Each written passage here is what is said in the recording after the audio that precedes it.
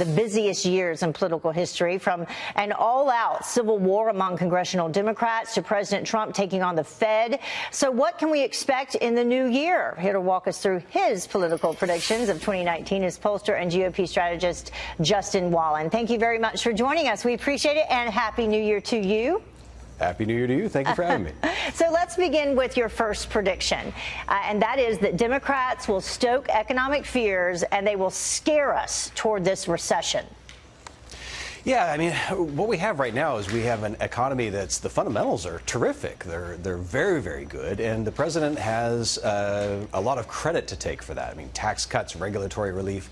And when you have second quarter GDP growth of 4.2% back in the past year that's just left us, you kind of have done too much, and anything short of that can be perceived as failure. Right now, we do have volatility in the stock markets. There's a trade war that's going on. The government is shut down, and Democrats are going to capitalize on that. And they're going to, I think, what we're probably going to see is reemergence of James Carville's "It's the economy, stupid." Not really looking at the fundamentals, but looking at the things that are making the news right now, rather than what the engine that's still chugging along quite well. So will that be based on the news coverage from the mainstream media, or will it be based in reality? Because I had some of these polls pulled yesterday for some segments we were doing on the economy, and it says like 51% of people actually think that the direction of the country is pretty good. Yeah, absolutely. I mean, there is no great malaise or despair amongst American voters right now. There just isn't. So these messages that are being purported aren't sinking in. However, uncertainty is one of those funny things. Once it catches fire, it can really stick. So we'll see how well this continues. Certainly, if the stock market is able to get some stability, that would help the president. Yeah. But there's more to it than that. And speaking of the stock market and stability, last I heard, the president had invited the Fed chair to come on over to the White House and meet. But you think that President Trump will declare an all-out war on the Fed? Yeah, I do. And, you know, this kind of perceived independence, complete independence between the president and the Fed is really a very recent phenomenon. I mean, Reagan, Nixon, George H.W. Bush, they all criticized the Fed for raising rates. And I think the president understands just how devastating raising rates too quickly can be for the economy. And I think he's going to be very vocal about that. He has the opportunity to affect some change. I believe he can appoint two directors there, but he's going to be vocal about it. He's been vocal about it, and it's a big concern for the economy. He's right. Raising rates too fast can put the brakes on an economy that's doing well. Well, what about this? You think there's also going to be civil war among congressional Democrats?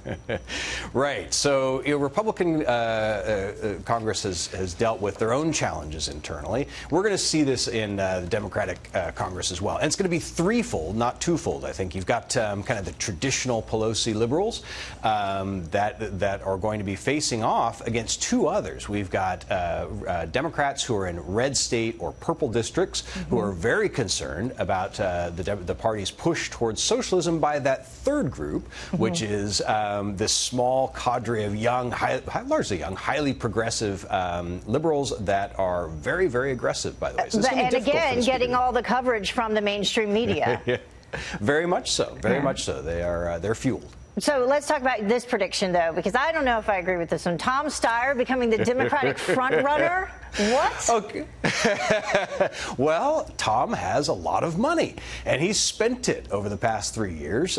His impeach campaign, which some people, except insiders, may not know too much about. I mean, he spent millions and millions upon this, and he's got millions and millions of signatures. Tom Steyer has already opened exploratory committees in several states, and I think his money is going to be deployed very rapidly and reasonably effectively. And I'm sorry, Elizabeth Warren, but if you're facing Tom Steyer money, it's going to be tough to stay at the top. Yeah, YouTube videos drinking beers like she did for New Year's Eve are not going to cut it. I still think it's going to be Biden and Beto on for the Democrats.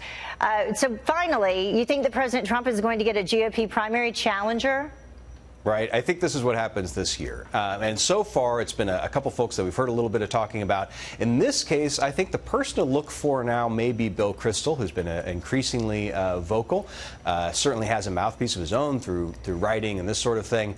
I think that's going to emerge. I don't think that is an easy path to tread. I think a challenger to the president is going to be very, very, it's just going to be beaten up. There's no easy path there for a challenger. I think it's going to be tough. I think they're looking further than this coming cycle for whatever their goals and aspirations are. I don't think you can really beat the president in this primary. Yeah, I don't think that he'll have a challenger, but then again, you have this op-ed by Mitt Romney, so maybe he's back or considering it.